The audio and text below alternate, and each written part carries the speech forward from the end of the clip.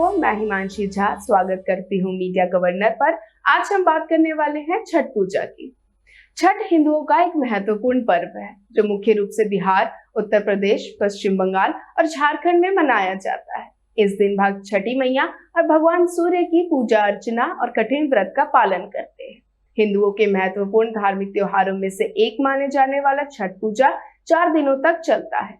यह साल में 2 बार चैत्र और कार्तिक महीने में मनाया जाता है। आइए इस दिन से जुड़ी कुछ प्रमुख बातों पर ध्यान देते हैं। हर साल छठ का पर्व बड़े हर्षोल्लास के साथ मनाया जाता है। हिंदू पंचांग के अनुसार कार्तिक माह में शुक्ल पक्ष की चतुर्थी तिथि से छठ पूजा के त्योहार की शुरुआत होती है। इस पर्व के दौरान भगवान सूर्य देव की पूजा अर्चना और अर्घ देने का विधान है। सनातन धर्म में यह एक ऐसा पर्व है जिसमें उगते सूर्य के साथ साथ डूबते सूर्य को भी अर्घ दिया जाता है। इस व्रत को विवाहित महिलाएं विधि पूर्वक करती हैं। साथ ही पुरुष भी जीवन में आने वाले संकटों को दूर करने के लिए भगवान सूर्य देव की उपासना करते हैं।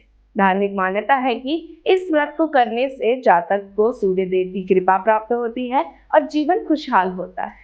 कार्तिक माह में मनाए जाने वाला 4 दिनों का ये पर्व शुक्ल पक्ष की चतुर्थी तिथि को नहाय खाए से शुरू होकर सप्तमी तिथि पर उगते सूर्य को अर्घ देने के साथ समाप्त होता है। कार्तिक माह में मनाया जाने वाला ये छठ महापर्व 5 नवंबर को नहाय खाए से शुरू होकर 8 नवंबर को उगते सूर्य को अर्घ देने के बाद समाप्त किया जाएगा।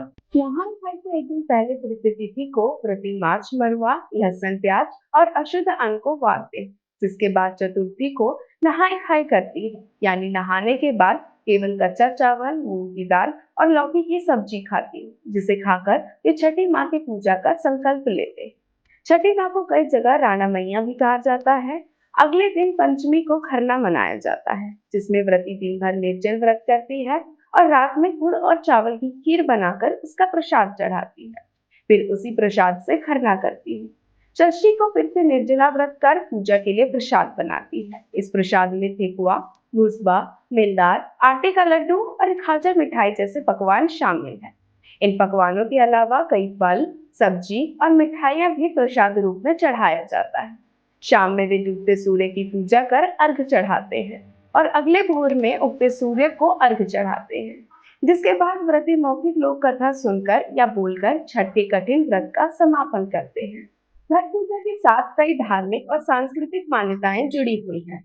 छठ पर्व में सूर्य देव और छठी माता की पूजा की जाती है। सूर्य देव को जीवन दाता माना जाता है और छठी माता को संतान की देवी। इस पर्व के माध्यम से लोग अपने परिवार की खुशहाली और संतान की लंबी उम्र की कामना करते हैं।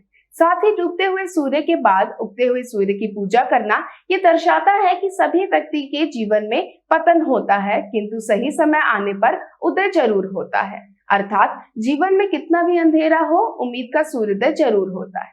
इसी के साथ आप सभी को छठ पूजा की हार्दिक शुभकामनाएं। अपने परिवार के साथ सुरक्षित त्योहार मनाएं और खुश रहें। नमस्कार।